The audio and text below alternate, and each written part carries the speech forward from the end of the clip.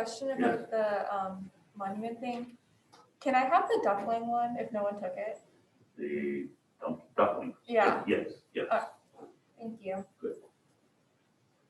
Start taking note of this.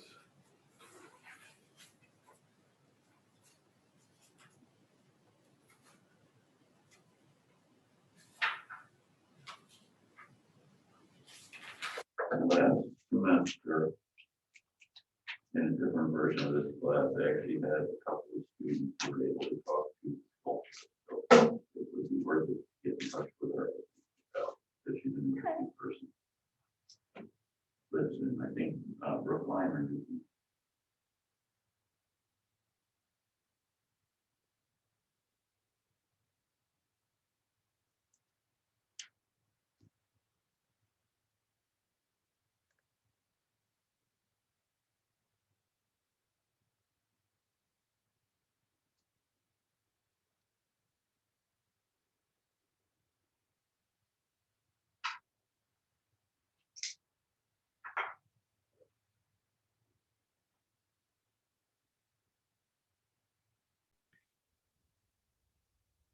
And let me get this here.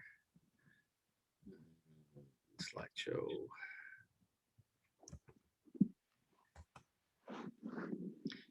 Okay, folks. Our topic this evening is course selection. We are here in the spring semester. Many of you know, I'm sure you're all aware that when I first had planned this talk this evening and contact Professor Allison, I thought that we would be able to, in a live way, look at the course offerings for the fall. Between that moment and this moment, there was a delay, and you all were informed that the courses for fall will be up for display for you to look at and to start building your preferred sections list as of April 5th. So that'll be coming up in a little bit. We can still I can answer any questions you have just based on hypotheticals, and we can even look at some examples from this semester if that will help you. This is where the Advising Center is located, again, within the Division of Student Success, physically where we are. That phone number is important, 617-573-8034. That will help you make appointments if you'd like for advising. We are doing mostly Zoom appointments. We do offer in-person appointments. We do have several of our staff members here every single day of the week. So if you want an in-person appointment, as you are attending live classes, it will be masked up, and all of that will be done according to code. You also may be familiar with the Division of Student Success. Some of you may have gotten tutoring. We still offer those array of services. Some of you may be thinking about study abroad. That's also part of the division. So all of those services are being offered remotely as well as in person, except for the tutoring. So we're going to cover basically how advising works. Some of you have been through this process already. Some important dates coming up, selecting your courses, and planning. These are joined at the hip. We're not just picking classes in isolation semester by semester. We're doing it with some forethought and some intentionality. And that's the way you best sort of embrace the underpinnings of your curriculum. You know, why do you have to go through the requirements that you have to go through, both for the core requirements and for your major? You may sometimes get the feeling that the course requirements that you have to do, so to speak, are kind of arbitrary, but they're not. There's been a lot of thought that's gone into it, and faculty such as Professor Allison and his colleagues are constructing the core curriculum based on a set of skills that we know that students need to attain to thrive both in their chosen particular focused area of study, as well as outside of that curriculum, and then even after their university time is done. We'll also talk a little bit about how to best approach picking those classes, and I'll answer some questions for you. What I cannot definitely answer right now is, for the most part, we hope that 99% of all classes will be in person in the fall, and we would be approaching closer to what we might consider to be a normal operating university. That does not mean that there won't be some classes that perhaps will still have a remote component if a student needs it or they choose it. So some things about life and learning during the pandemic, I'm sure some practices will stay with us. Hopefully what we'll do is we'll choose those practices that are best and that would be sustainable and helpful for the future, and leave others behind that we just had to do because we were forced to do them. Okay. Back. All right. If you have a declared major, you have a faculty advisor listed on your program evaluation. If you do not have a declared major, you have an advisor assigned to you from the Undergraduate Academic Advising Center. When I refer to a shared model, we help support academic departments. Some of you may be in between majors, or you may decide to change your major. You should certainly reach out to us and we can help you in that transition. If you're currently a psychology major, want to move on to English, probably this time of year isn't the time to try and just start brand new with the English department. We can help in that transition period. For many of you, you're still going to be focusing on core requirements with some of your major courses put in. It's not unusual for the first few semesters where you're maybe just taking one, possibly two classes from your major in a given semester and still some core requirements. And then as you move along up the food chain, you'll take more classes per semester in your major area. Please don't feel though as if you have to have a certain major because you think it's going to be practical. There's a lot of myths about academic majors. The major that is the best for you is the one that you find most interesting, engaging, and that helps you thrive academically. I've seen far too many students sort of bang their head against the wall in a major that they think is going to be right for them because the world says it is right, but they don't succeed in it academically. So you do have some time to sort of experiment. Most students, a good percentage of college students will change their major at least once, if not twice, during their academic career. We hope that you're settled in a major, usually by the end of your third semester. Now, this mostly means majors that come from perhaps the humanities and the social sciences. If you're deciding on a major and you wait until your third semester to declare a STEM discipline, chemistry, biochemistry, that's great, just that you may have a little bit more ground to catch up on. And, you know, it could sort of push out when you actually finish. Don't get too hung up with your graduation date. I know that that's important because time equals money, but it is far more important how well you graduate than when you graduate. Life often intervenes, goodness knows, we've all experienced that, which could sort of put some boulders in your path. All right, registration approval is required. For those of you for whom this is your first semester, you may not have experienced this yet, but you have to have an advisor digitally sign off or enter an approval code so that you can register when it's your time to register. That approval, most likely, if your major, comes from your academic department, or it could come from the advising office, like I said, if you're in transition or if you're an undeclared major. Each department in the College of Arts and Sciences manages this differently, the approval as well as the advising process. Not every department runs their academic advising the same way.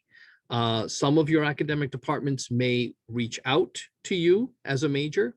They may expect that you're going to connect with the department. Most likely, though, your assigned academic advisor or some other person from your department will reach out to you to say, it's time to sign up for an advising appointment. Most are all done through Zoom with a faculty member.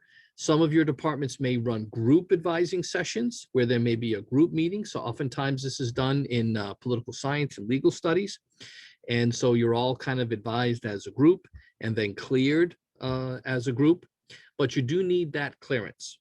Otherwise you would be blocked from registering. I'll talk about registration blocks in a few minutes. So make sure that you are thinking about this and connecting with your academic department. They would probably be reaching out to you if they haven't already, certainly next week, because usually they would like students to know it's time to sign up for an advising appointment just prior to when you can see the fall classes, okay? One thing about that though, what is called the advising period, you can always seek out academic advising from your major department, a faculty member or someone in the advising center. You do not have to wait just because it might be the time of year where you're thinking of picking classes for the next semester. Advising always happens. In fact, some faculty members in your department will know a semester or two in advance, the types of courses in the major that will be offered even before they're officially displayed. So remember that you can always get academic advising. It's certainly something that most faculty members like to engage with students, especially outside of the time of year where everyone is rushing to get their advising approval. I think they would much rather see students on a steady basis throughout the term. And then you can talk to them about more important things than just what classes do I take. Yes, that's important, but you can cover that part of the conversation fairly quickly.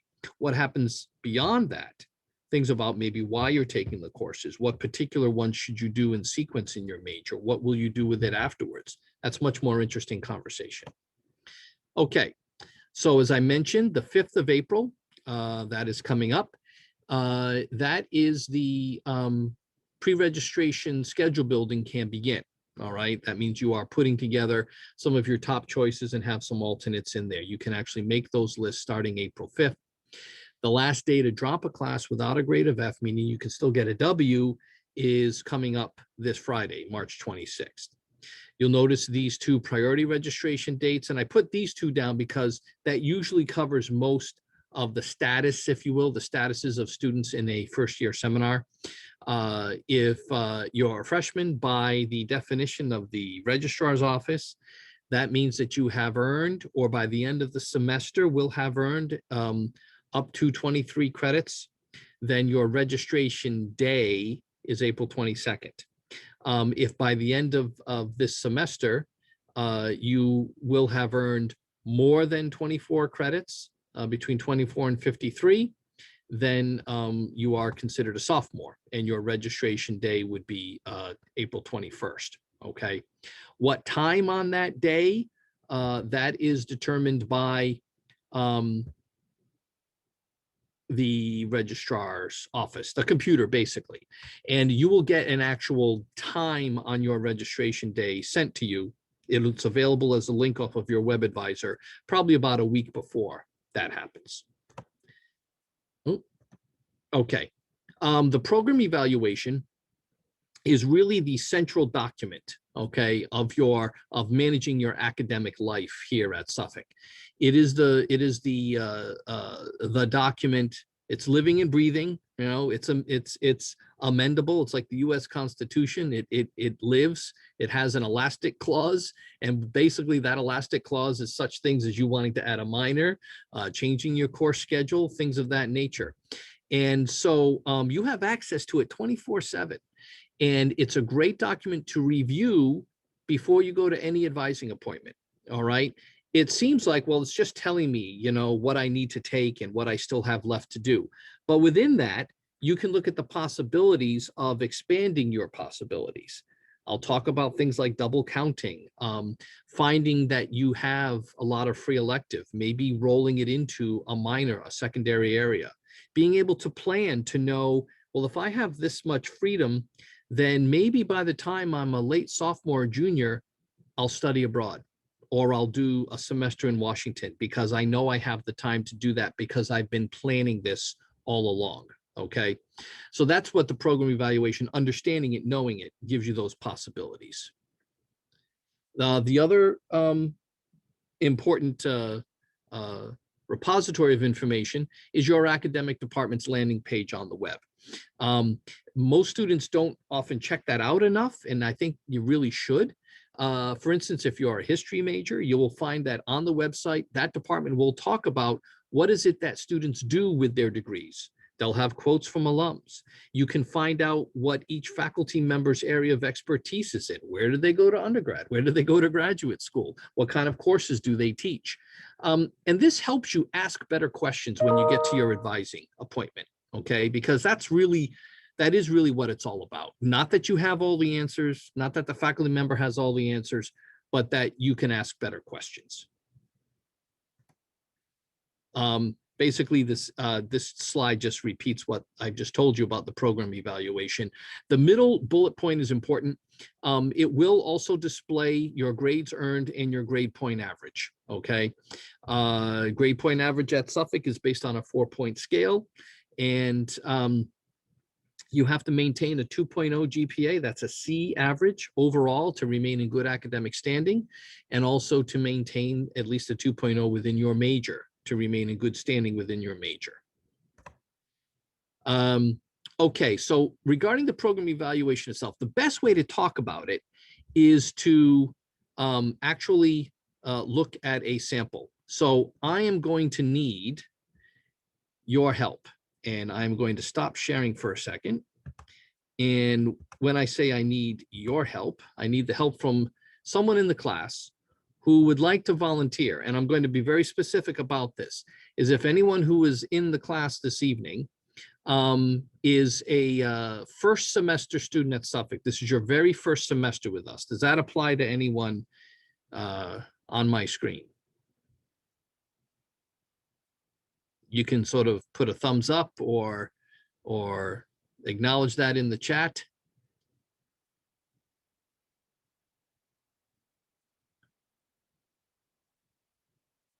Well, I know that I have met with a few students who are here in the past. I know I've advised Logan in the past. No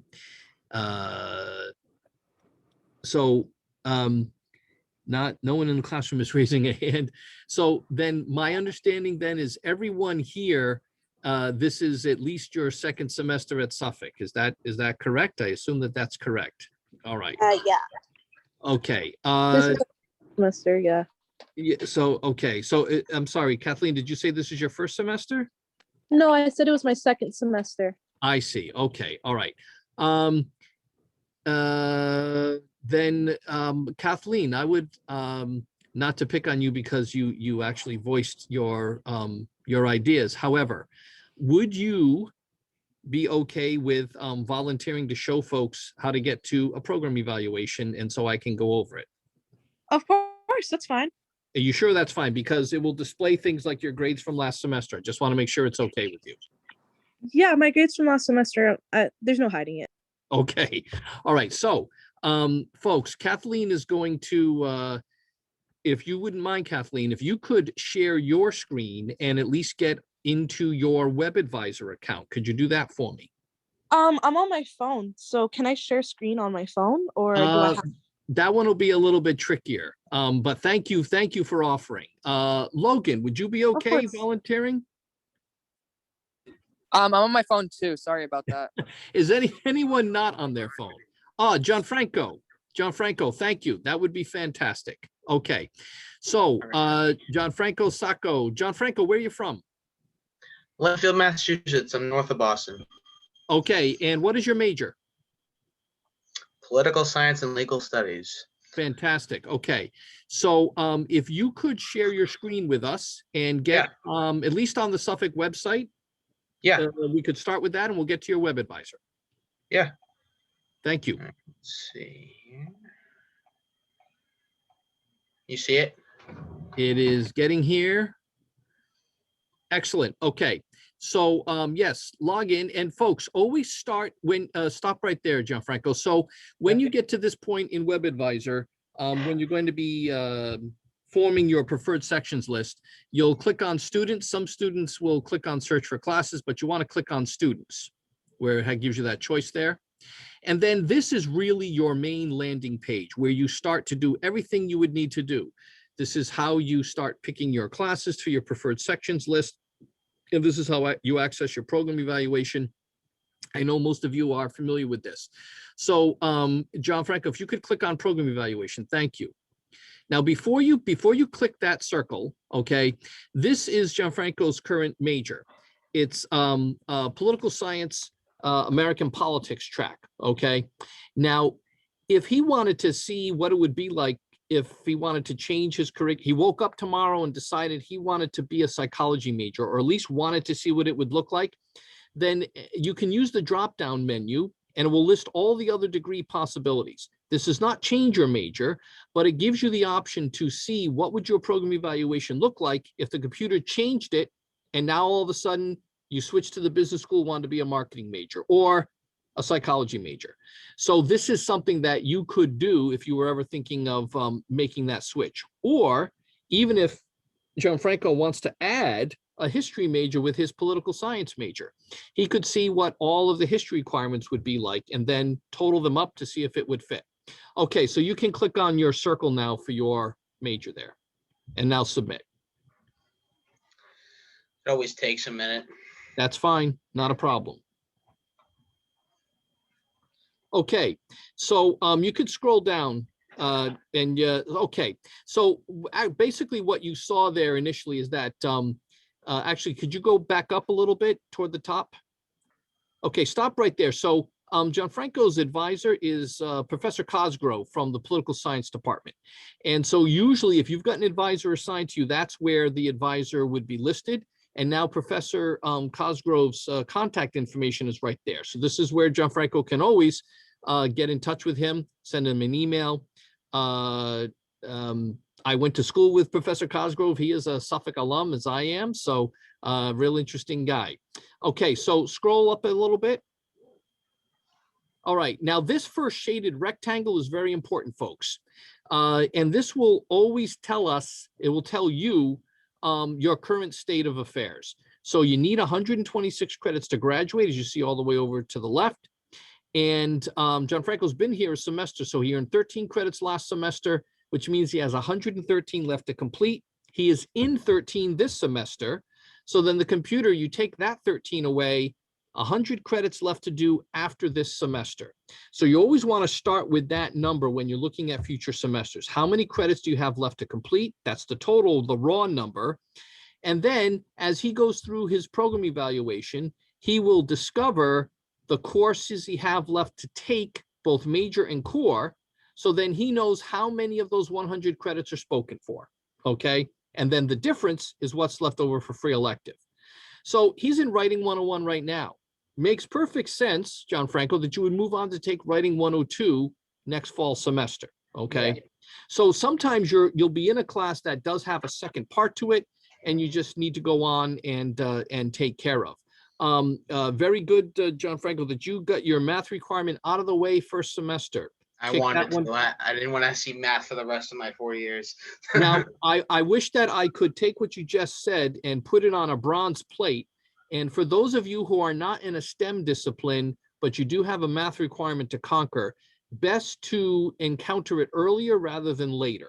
Because like I said, outside of the STEM disciplines, it's generally not going to be a prereq for anything else.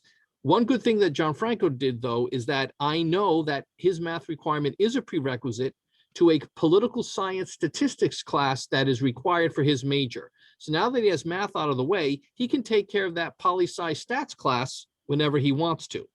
So these are the other core requirement areas. He's taking care of the first year seminar, writing, math, CAS 101 he did last semester, social, cultural, and global perspectives. Gianfranco took Political Science 181, and most likely that may be taking care of something from his major. It's also working in that category, diverse perspectives. So that's an example of what we call double counting. So I'm hoping that Political Science 181 shows up somewhere else if you want to scroll. Oh yeah, it's probably, yeah, here it is. Perfect. There it is. It's part of his major. So this is a perfectly legal phenomenon, folks. Double counting sounds like you're trying to get away with counting cards at the casino, but that's not true. Double counting merely means that he is taking a class that fulfills two requirements at the same time.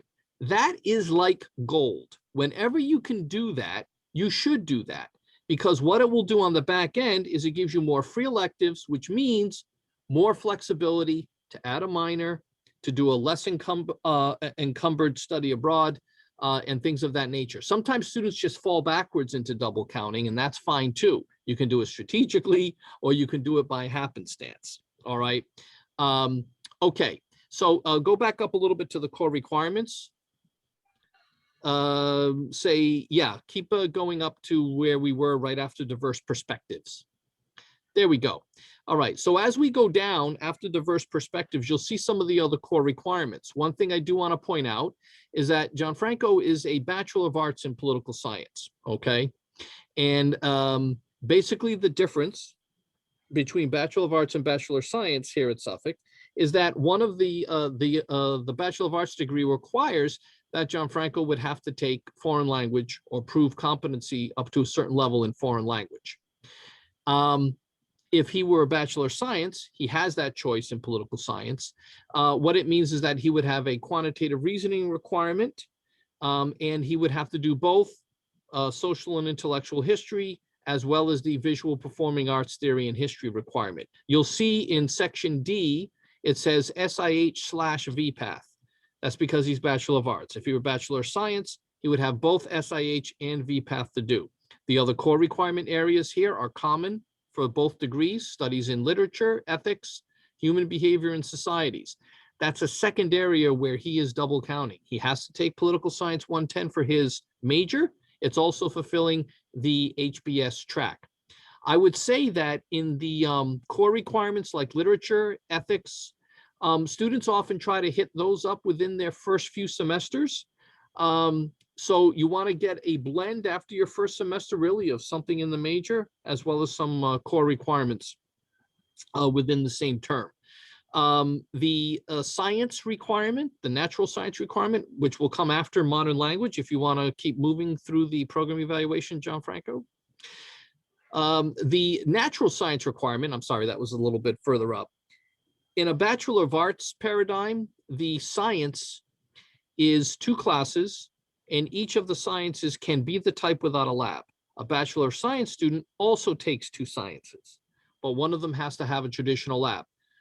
Too many students think that choosing a Bachelor of Arts in a major where they have a choice, a Bachelor of Arts or a Bachelor of Science, that a Bachelor of Arts degree somehow means that they are issued a beret and a palette and they're painting on a canvas. And if they're a Bachelor of Science in a discipline, that means that they're wearing a lab coat. Those are mythologies, okay? It really does not, it doesn't mean that. And if the outside world, someone who doesn't know what goes on at the university and how the degrees are structured, tells you that one is better than the other, they don't know really what they're talking about.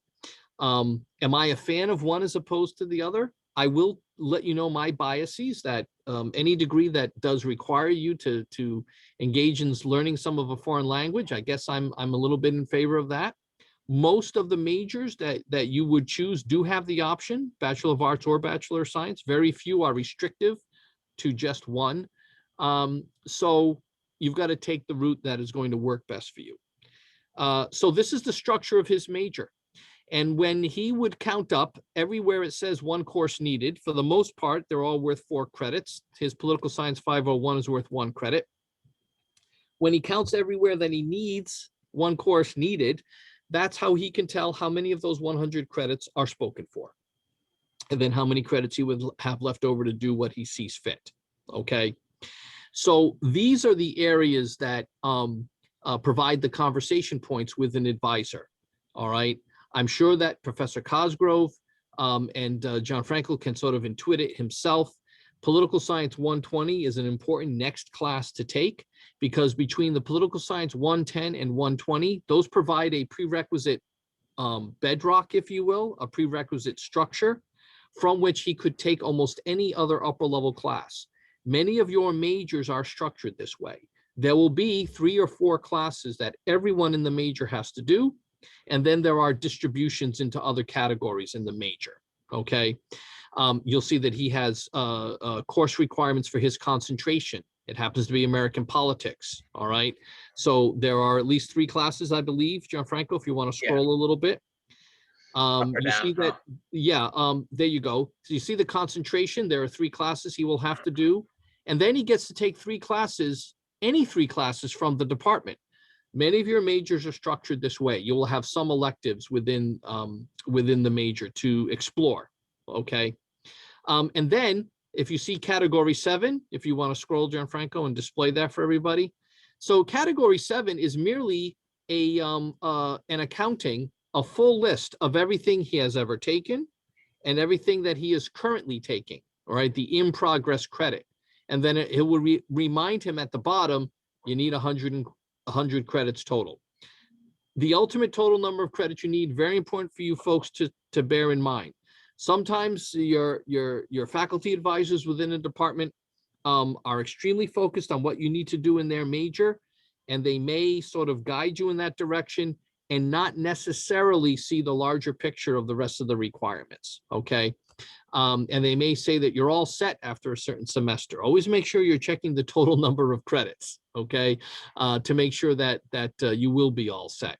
And, you know, rightfully, I heard a faculty member many years ago tell me that when they're looking at a program evaluation with students, that they don't feel as though it's their job to do math and to count credits. Technically, I guess they're right. So that's where you come in, where you can also handle the technical part of it. I know how many credits I need, but then also bring to bear in your advising interactions the theoretical part of it, of I know what I need to do, but now here's also what I want to do, and how do the two work together. Gianfranco, I want to thank you very much for volunteering. Anytime. You can stop sharing. So what I'd like to do now, actually, is I would like to open up the floor to any questions that you folks might have, whether it's about how to access advising in your department or anything about your program evaluations, changing majors, anything that you have.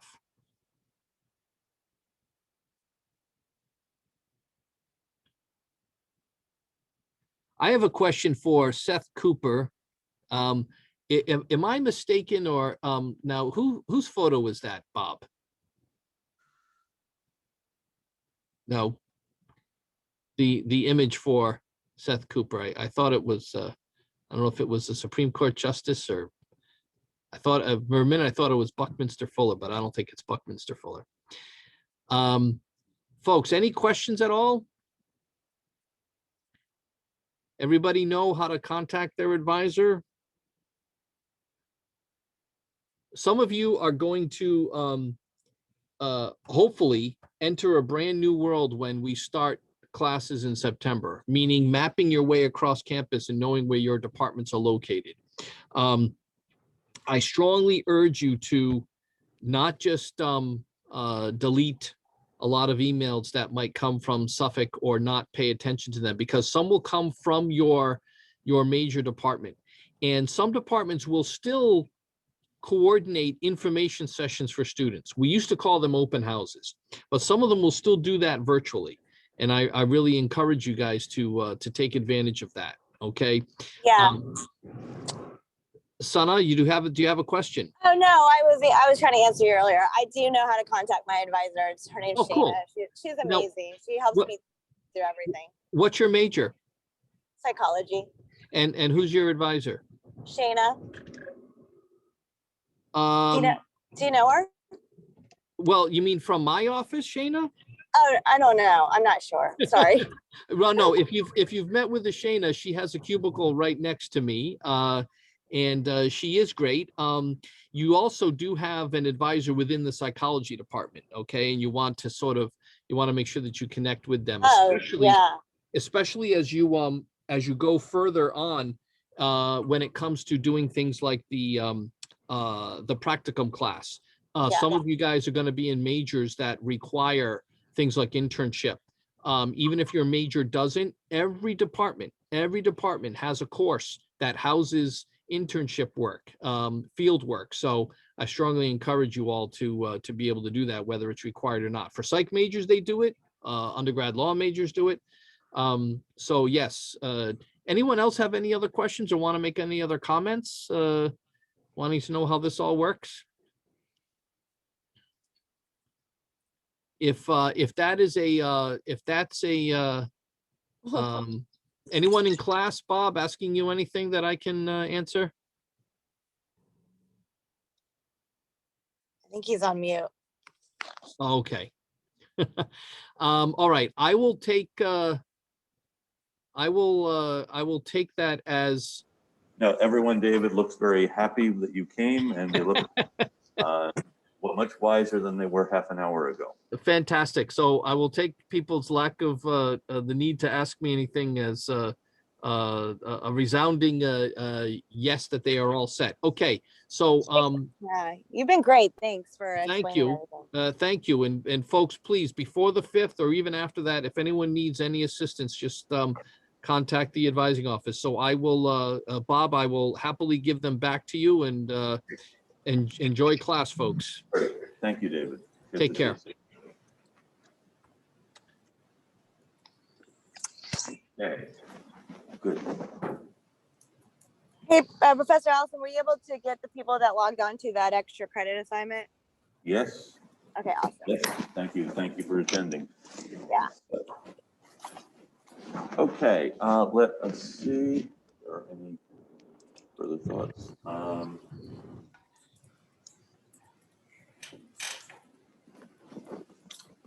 So where did we leave off last time? I hate to sound like a broken record. I ask that every week. And We talked about the building of the new state house. okay, That kind of like giving that a new Boston. good. And They did the trade with China. trying to trade. Yeah. Okay, that's good. Anything else? That's good. Those are like the two major things, and I am impressed with how much we remember. And with this, so you have the new State House. We still call it the new State House, even though it was built in the 1790s. And a couple of years ago, they were doing some work on it, and they found the cornerstone that had been put there in 1796. And it was a ceremony presided over by the governor, Samuel Adams, and also the Grand Master of the Masonic Lodge, Paul Revere, did a big ceremony putting in the cornerstone. And in a cornerstone, usually have things pertinent to the time. The Masons, I'm not a Mason. Is anyone here a Mason? Really? Okay. Now, I want to ask you to tell us more about the Masons because it is a secret organization. You can't reveal any of the secrets. It's a fraternal organization, and it is for upstanding citizens, and they have certain ideas of brotherhood and so on, and they have various rituals. Have you done any of the rituals? Seen them do any of the rituals? I've been to like installments. It's mostly like it's a lot. It's very religious. Yeah. And they like do a lot of like biblical stuff. Yeah. So actually, a few years ago, they found this cornerstone. They were doing work in the wall, and they had to replace it. And so they had a huge Masonic ceremony for it. Was he there for that? Do you remember? I don't know, but I remember telling me about it. I know that at Tremont, the Grand Lodge in Massachusetts. Yeah. Yeah. But they doing this public ceremony, as they had the cornerstone, they realized, the state archivist realized it was upside down, so he very discreetly turned it over so it could be installed properly. But yeah, so the new State House opened, and as I said, it's meant to be a symbol. Charles Bulfinch was the architect, and also a theater. And this is new because theater had been illegal in Massachusetts or in Boston until 1793. The Puritans really didn't like the idea of theater because essentially you have people pretending to be someone they're not, other people paying to watch people pretend to be something they're not. And they worried about a kind of culture that would hold actors and actresses in high esteem. Well, that's not exactly what they were worrying about. I think they might have been right about it. But anyway, the first Boston Theater opens in 1793, another building designed by Charles Bulfinch. And one of the leading folks in this move for a new Boston is Harrison Gray Otis. He is a nephew of James Otis, Mercy Otis Warren, and named for Harrison Gray. He is a lawyer, and the big thing he does is most of what's happening in Boston between the 1790s and the 1820s, Harrison Gray Otis is involved in. And this is he and his wife, Sally Otis. And one of their big things in the 1790s is the development of Beacon Hill, or the beginning of the development of Beacon Hill. The State House is built on land that had belonged to John Hancock. And then Otis has the idea for Beacon Hill to be a luxury development. And between the middle of the 1790s and the first decade of the 1900s, Harrison and Sally Otis have built 3 progressively grander mansions, all designed by Charles Bulfinch. The first one still stands at the bottom of Beacon Hill. The next one is on Mount Vernon Street, which still stands, private home now.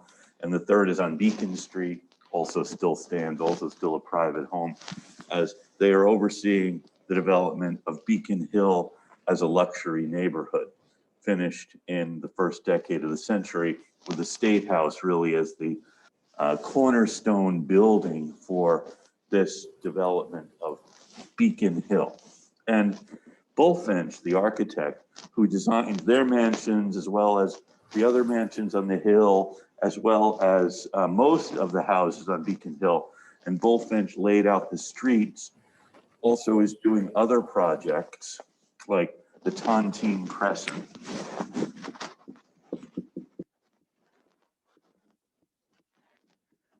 On Franklin Street.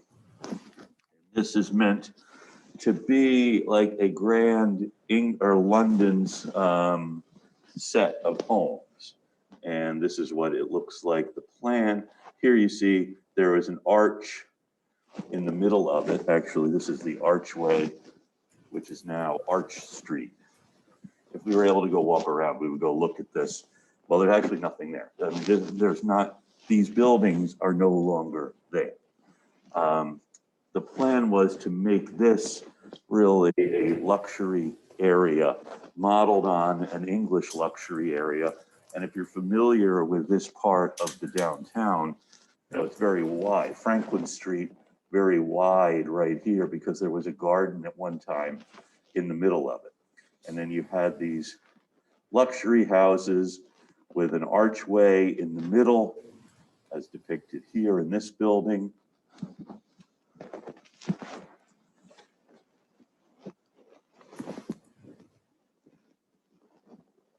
And each house is somewhat different. Now, the middle building also included space for the Massachusetts Historical Society, historical organization founded in the early 1790s. In fact, the oldest historical society in the country, and other civic things. But the adjoining it are these, what shall we call them, luxury homes. And the other big project we're doing at this time is taking down Beacon Hill. This is Beacon, whoops, sorry, way ahead of us. Beacon Hill being lowered, dirt put into hand carts, taken down and put into the mill pond. To fill in the mill pond.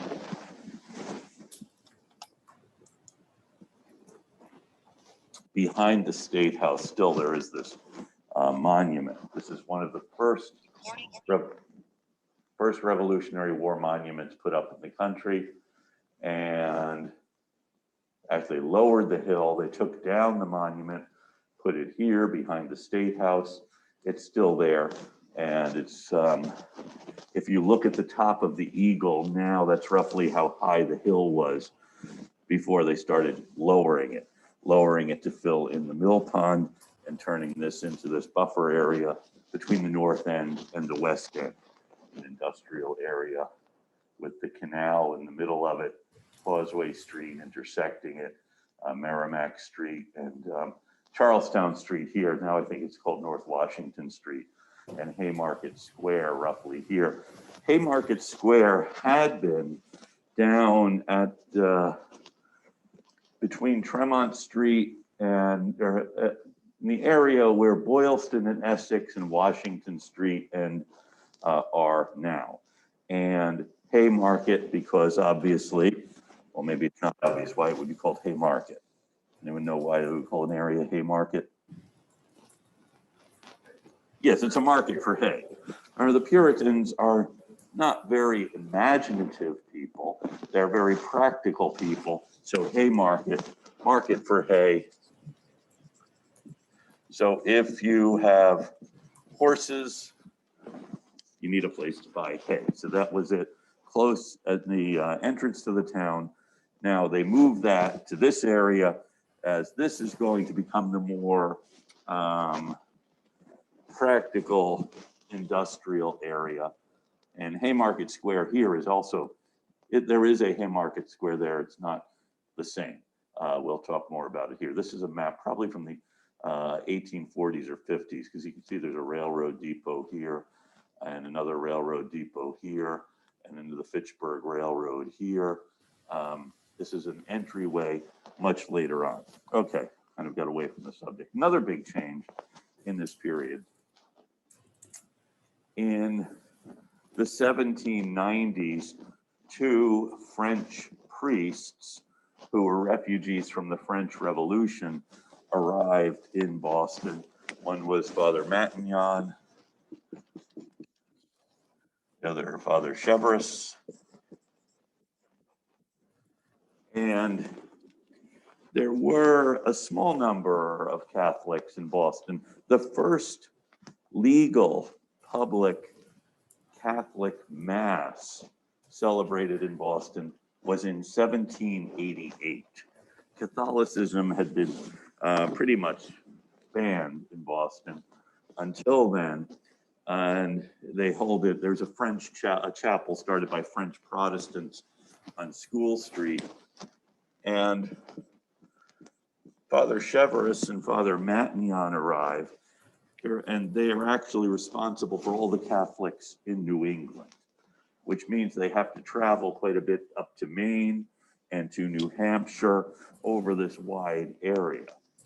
And in 1809, the Pope decides to, there is one Catholic bishop in North America, and, or I should say in the United States, and he is in Baltimore. And the Pope in 1809 decides to create 4 more dioceses in the country, that is 4 more bishops. Does anyone know where they are?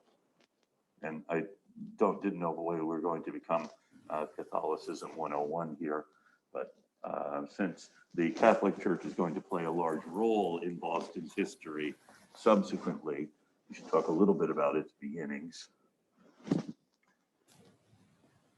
Okay, so this is a course on the history of Boston. Just told you in 1809, the Pope is creating 4 additional American bishops and dioceses in addition to Baltimore. So what would one of them be? Boston. Boston, thank you, yes. And the Boston diocese actually will cover all of New England.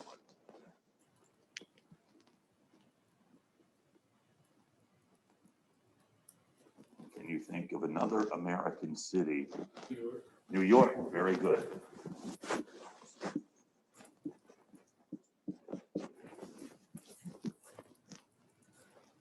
Anyone at home, if you want to play too, you can tell us.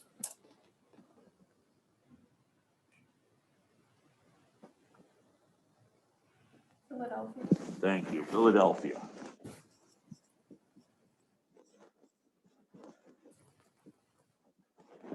And the next one.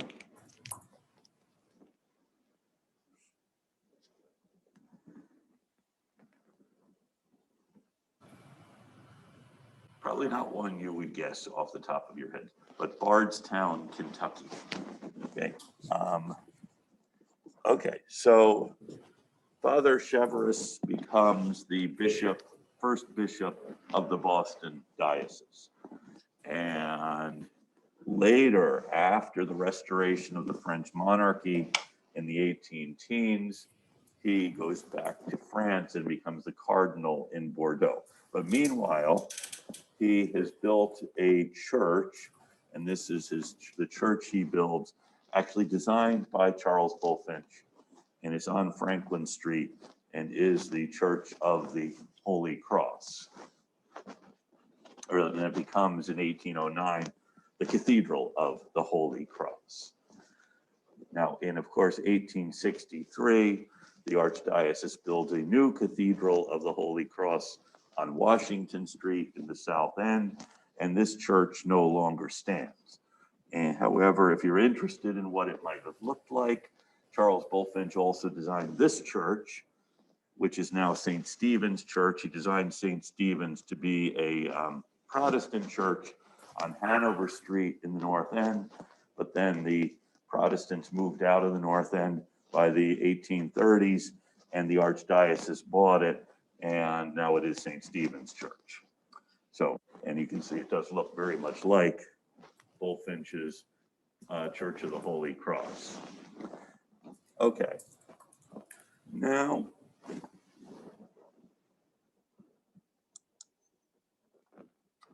any questions so far? Yes, So like a lot of Bulfinch's buildings are like very like bricky.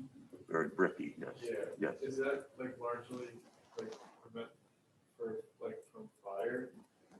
That's a very good question. The buildings, Henry said, have a lot of brick, mainly to prevent fires. But first, Boston's building code after the 1680s required buildings to be made of brick. And it was to prevent fires because there have been so many fires. There still were buildings being built of wood, though.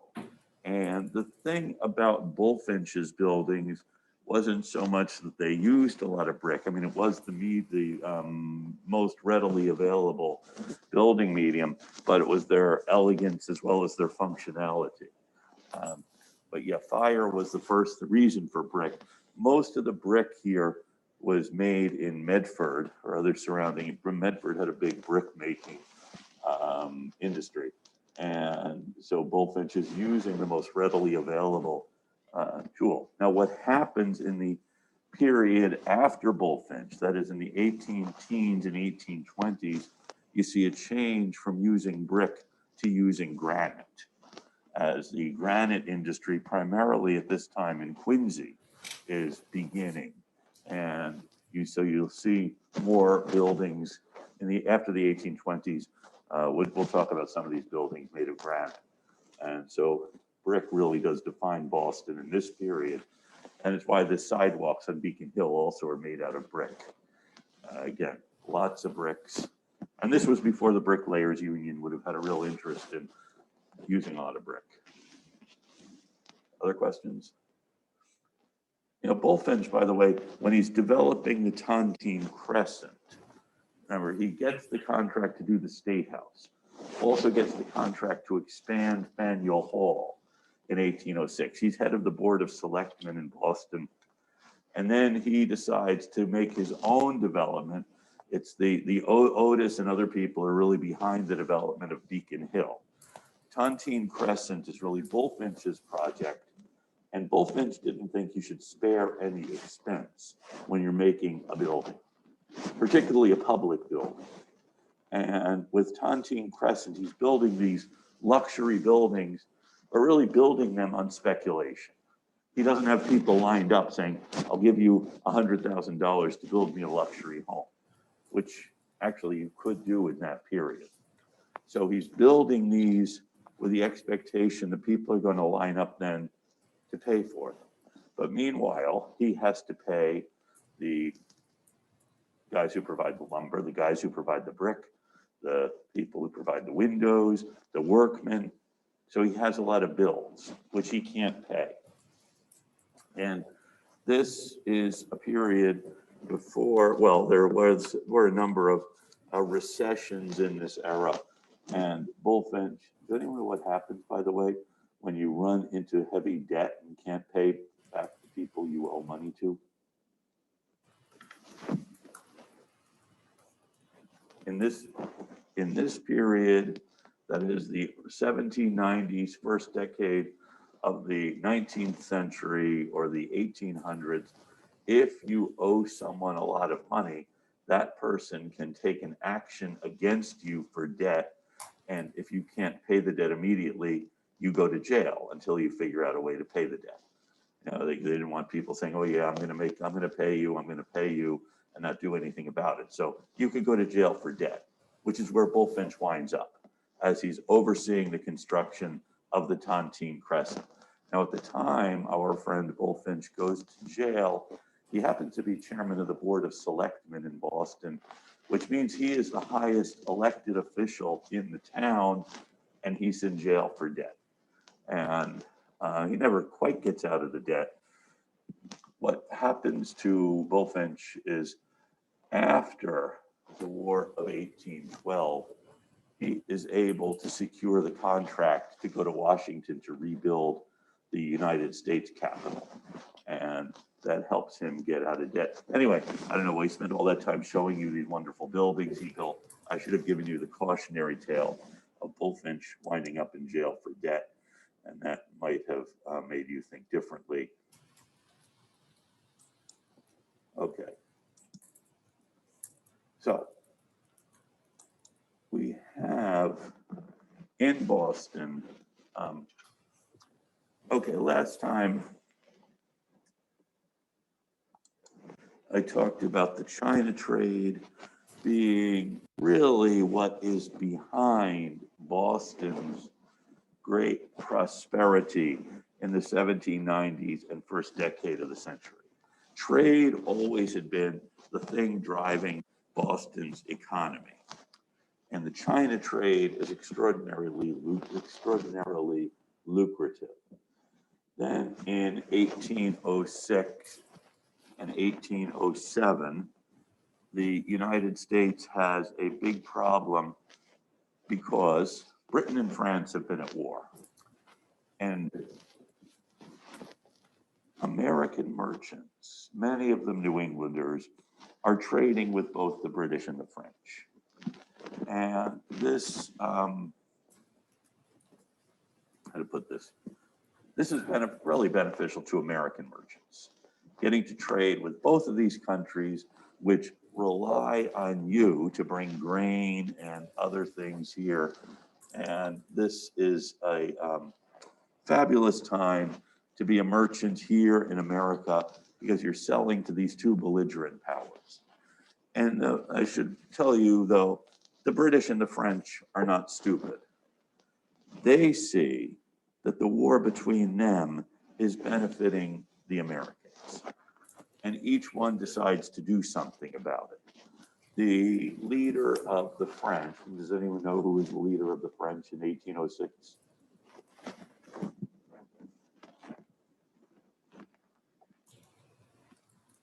Yes, Gianfranco. Was it Louis the 16th? No, Louis the 16th had had his head cut off back in 1793, unfortunately. Oh, all right. Well, sorry. Sorry for you and for Louis the 16th. Do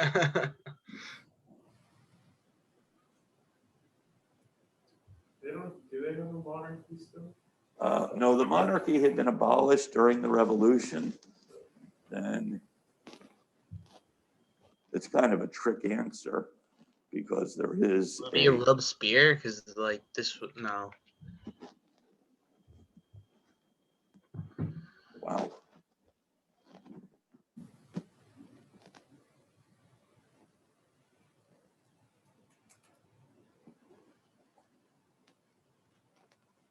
I learned about this in my freshman year. But what was after the Revolution? It is after the Revolution. It Wait, is oh, the Napoleonic Wars. Napoleon, thank you, yes. So obvious, no one wanted to say it. So Napoleon at this time, his armies have taken over most of Europe, okay? And so he issues a decree, actually issues it in Berlin, saying that any neutral powers trading with Britain cannot also trade with France or France's supporters or France's allies, at this time countries the French occupies. And the British government responds by saying any neutral powers trading with France or continental Europe also cannot trade with us. And each side says, if we catch anyone trading with our enemies, we'll seize their ships and sell them. Now, of course, the British have a much bigger army than the French.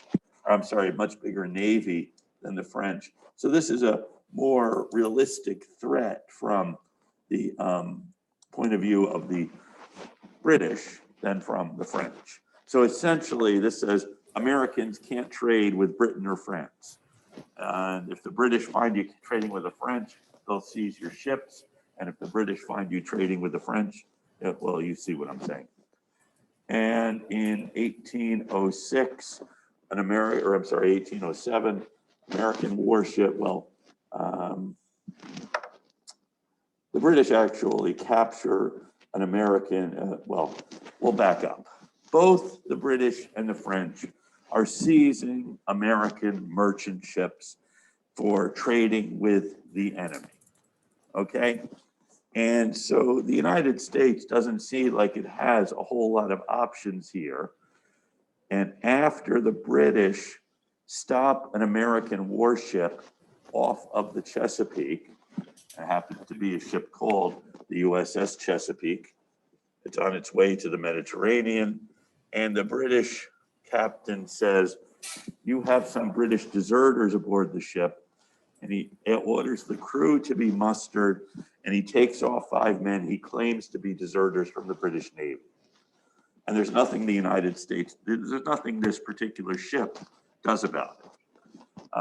And so the ship, the British had fired on the ship, else they killed a number of sailors in stopping it. And so what would you do if you're President Jefferson and you have the British stopping American warships off the coast of the United States, killing men and taking others off and saying they are deserters from the British Navy? You declare war. That's what Gianfranco would want to do. Jefferson realizes the United States doesn't have the capacity to fight a war against Britain, but he'll do something even better. We will embargo all American trade. We'll stop all American trade with both Britain and France. So in 1808, the Jefferson administration shuts down all American trade. And his reasoning is, well, if we go to war, the British or the French are going to sink most of our ships. This way we keep them at home.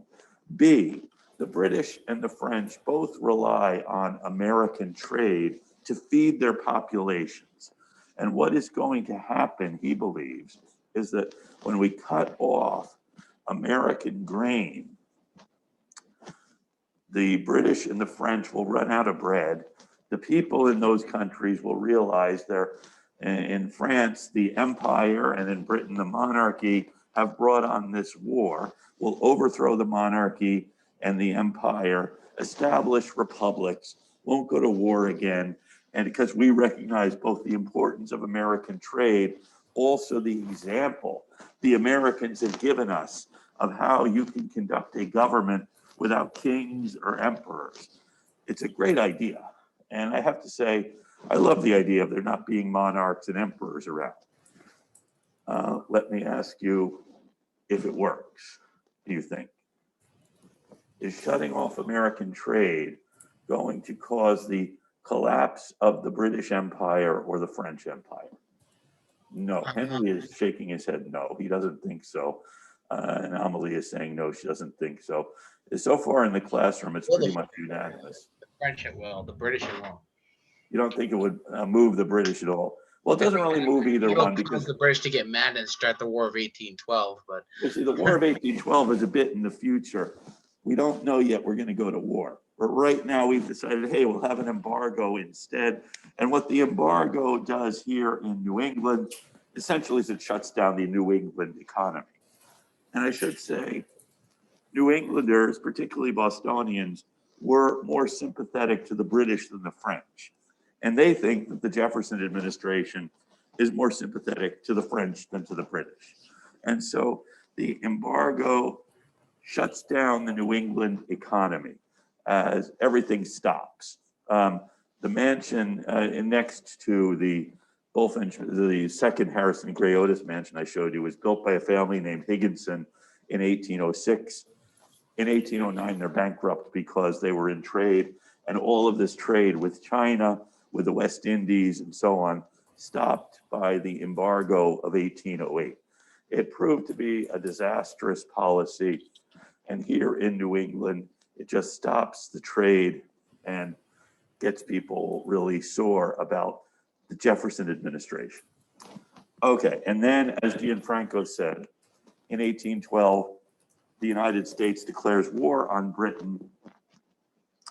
And this is going to have consequences in New England and in Boston. Are there any questions? I mean, the War of 1812, my favorite war. I'm prepared just to start talking about it. Won't let you go until we finished it. But I suspect you may have other plans for the evening than listening to a long lecture on the War of 1812.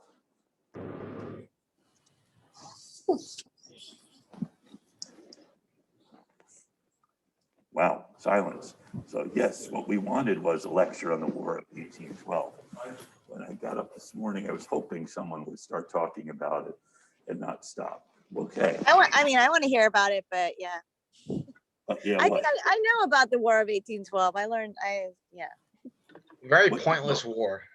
Why do you say a pointless war? Because, well, number one, there was no declared victor, and number two, it was probably one of the shortest wars in history. So that's pointless. I mean, a short war I think would be better because I mean, not that it was pointless. I just feel like it was started. Isn't that where the Indians died? a lot of Indians died. Yeah, yes. I don't think that was a war. That was a shitty war, you know? Well, let's watch our language. I think pointless. Sorry. There are people here woefully embarrassed. Okay, My bad. so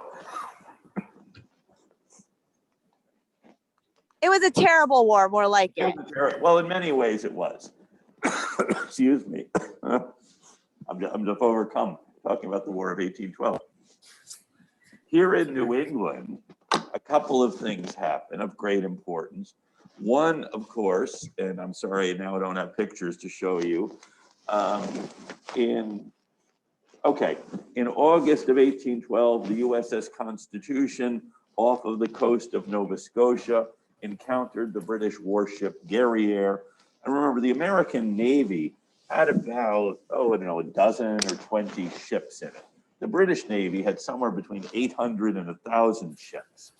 And the British Navy was the greatest Navy in the world and had, over the previous 20 years, been at war with the French.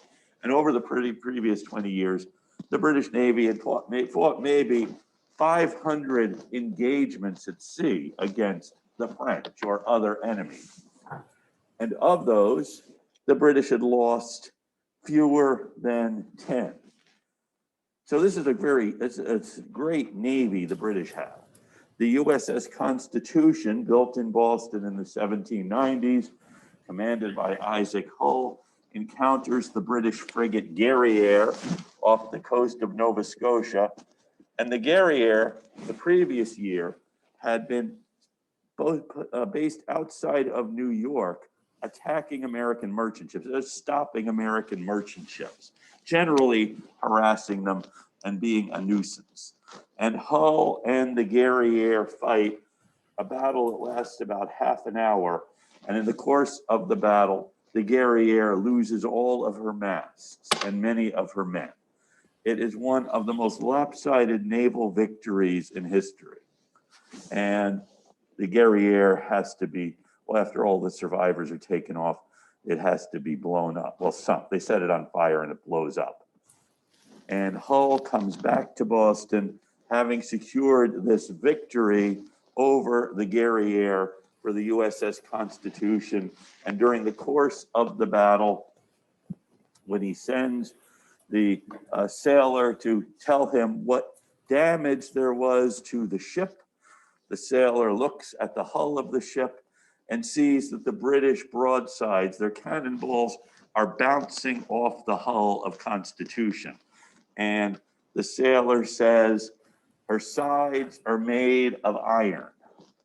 And this becomes the name of this ship. The sides actually are made of oak, live oak and white oak. but the name Old Ironsides is victory over the British Navy, heretofore undefeated. And then shortly after this, the American ship sloop Wasp encounters the British sloop Frolic. And again, in a relatively short action, the Wasp defeats the Frolic.